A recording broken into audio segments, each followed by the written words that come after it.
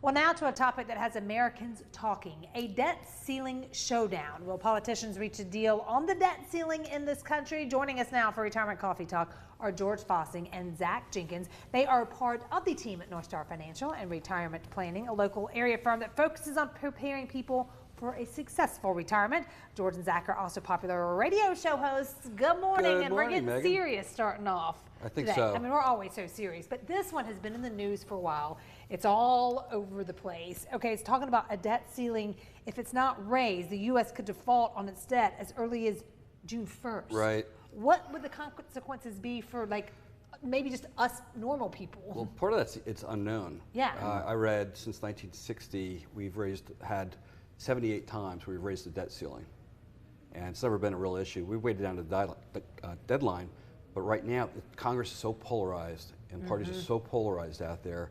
There's a lot of concern out there they can't reach a consensus, and if that was to occur, it would be a first-time anomaly, and it could be, not the government not paying the debt. Yeah. Is a big deal. I think the markets just go chaotic. The reason being, too, for us, though, that would be number one, messing with your retirement accounts and your investments.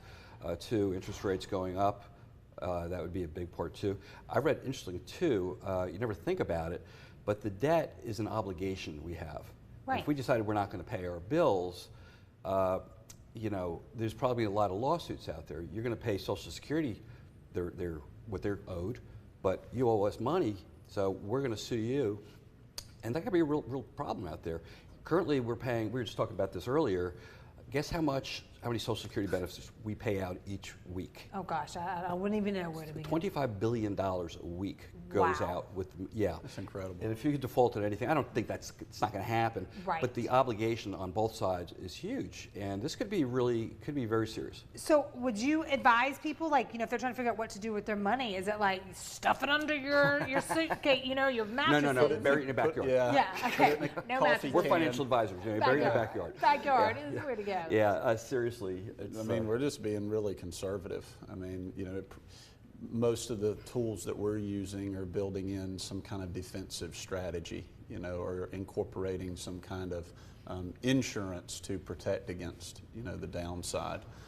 So I think that, with what we're hearing, not to incorporate that because of the unknown, could be a mistake. I think that, just to err on the safe side of things. What about like the ones that have just retired or getting ready to retire? Because if this comes down to the wire. Right. It could go back to 2008 when I was in the business. It was the financial crisis. Markets dropped over 50%. And some people were down 50%. Oh, gosh. It took about 4.5 years to get back to that. We don't see that coming like that, but so you just don't know. That's the whole thing. We jest about it, but no one knows what's going on. Stock market does not like the unknown. Right. Megan doesn't like the unknown. No, it's serious. And this is your life savings, for goodness sake.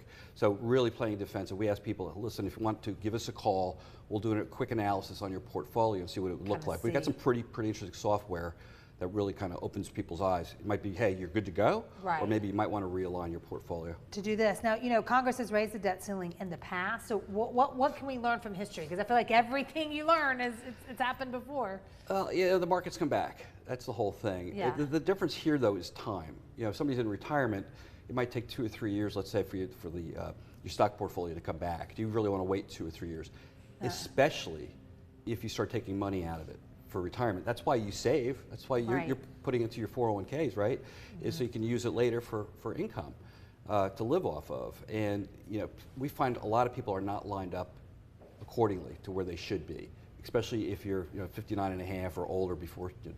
Usually we call it the retirement red zone, 5 years before, 5 years after retirement, right? Critical times. Yes. So we would run this report, say you might want to do this or do that, or learn about some of the downside protection we offer. So many things. Yeah. Thanks for being so topical and really getting, give them a call, guys. Let's just see where Not the most fun sit. topic. We're not here to scare people. No, of course the not. reality is this is very unknown. We're kind of worried about it. Yes. All right. We'll give y'all a call. Thank you again. Listen, if you're at home, if you're currently retired or getting close to retirement and would like to learn more about how to help protect and grow your hard-earned savings and investments, North Star Financial has a great offer for you right now. This is for the first 5 callers who have saved $500,000 or more. They're offering a complimentary, no obligation retirement and investment report. That report will include potential tax saving opportunities and ways to reduce the effects of market volatility on your portfolio.